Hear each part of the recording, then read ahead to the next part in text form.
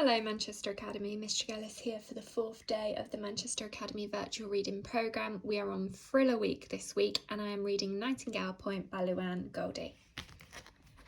So yesterday we had Pamela and today we have got Tristan.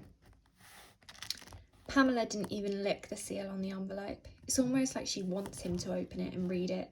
And why did she have to mention that it's private? Of course it is. She's trying to get him interested. But he's not interested. He's already way too involved in this soap opera. Why didn't Mao take his advice in the first place to hook up with a local hood rat? Minimal effort, maximum satisfaction. He fans himself with the envelope. Private. There was nothing private about how loud they used to have sex while Tristan was playing Donkey Kong alone in the next room. And why is her dad locking her in anyway? Not right, really. Tristan can think of plenty of girls who would genuinely benefit from being put behind a locked gate. But Blondie isn't really one of them. If anything, it's her dad who needs to be locked up, stomping about in big old army boots regardless of the weather, always scowling and muttering under his breath.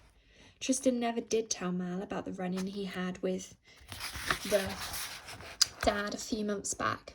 He'd skipped his last lesson of the day because it was the most pointless subject of all, history.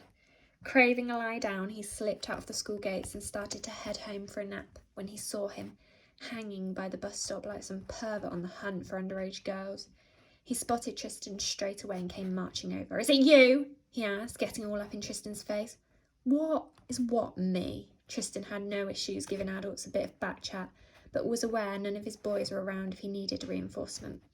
"I saw her with you this morning." Shit.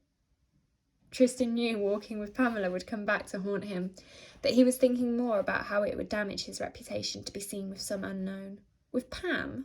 Yeah, well, we live in the same place and go to the same school, so surprise, surprise, we do sometimes end up walking together in the morning. But her dad was having none of it. "Keep your black hands off my daughter." Boom. There it was. Confirmation that Mal was never getting approval. It was so obvious. Tristan could tell from a mile off that this was the case with Blondie, but Mel kept denying it. "I put my black hands wherever I like." The dad grabbed Tristan by the blazer and pushed him against the wall.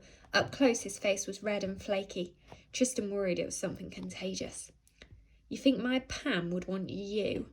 If he's given you a minute of her time, it's only because she wants to piss me off. She's not really going to drop her standards for someone like you, some estate scum. I know what you lot are like. I see you all sitting on the wall smoking weed every day. Mate, you're spending too much time watching me." "Yeah, watching you doing nothing, going nowhere. Stay away from my daughter." Pamela appeared out of nowhere. "Dad, what are you doing? He's a friend from school." But his grip remained tight. "Friend? You don't need friends like this, Pam. Keep yourself to yourself."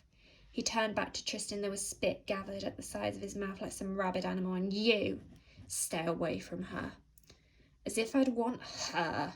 He just was being provocative. He couldn't help it. As if I go back to the same place twice. The dad pulled back his fist, but Pamela grabbed him, so when the punch hit, it didn't have as much power as intended. Thank God, because it still hurt. "Are you crazy?" Pamela screamed. "He's 15. They'll put you in prison."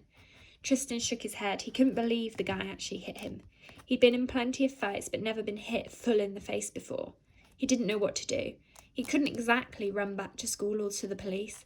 All he wanted was to get away.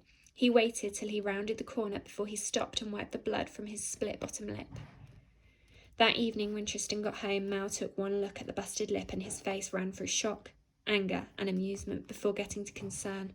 "What have you done now?" he asked. Tristan already had a lie prepared. "I fell in the stairwell." Was proper lean. He sank down on the sofa and picked up the controller. Malachi grabbed his face and inspected the cut. "You fell? When?" "This afternoon, a little post-school smoke." "I don't get it. You fell because you were high?" "Yeah, stop making a big deal out of it."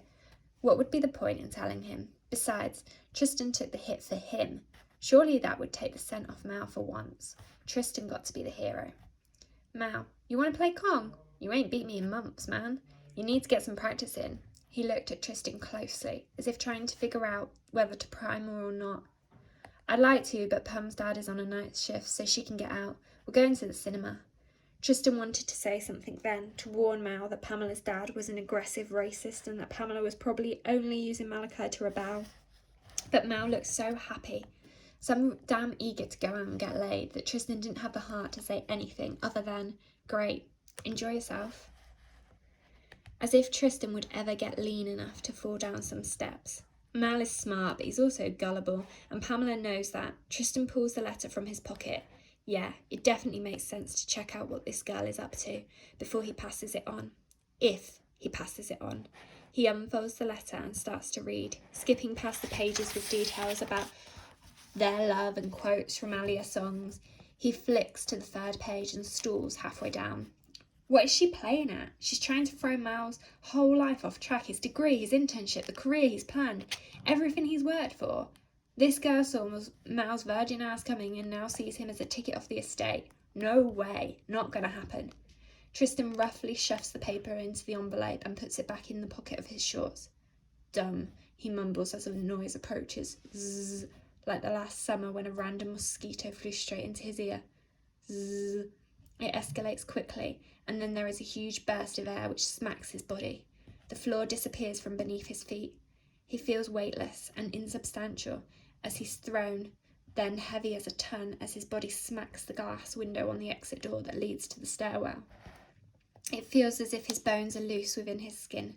They rattle around, joints bounce out of place and crash back into each other wrongly, awkwardly. The door to the corridor falls open slightly and he lays half in and half out. He pushes his body through, then another vibration where he feels something hit his face and explode in his left eye. Then it all goes quiet. So we're going to stop there today and we will be back tomorrow for the final instalment of the Manchester Academy Virtual Reading Programme.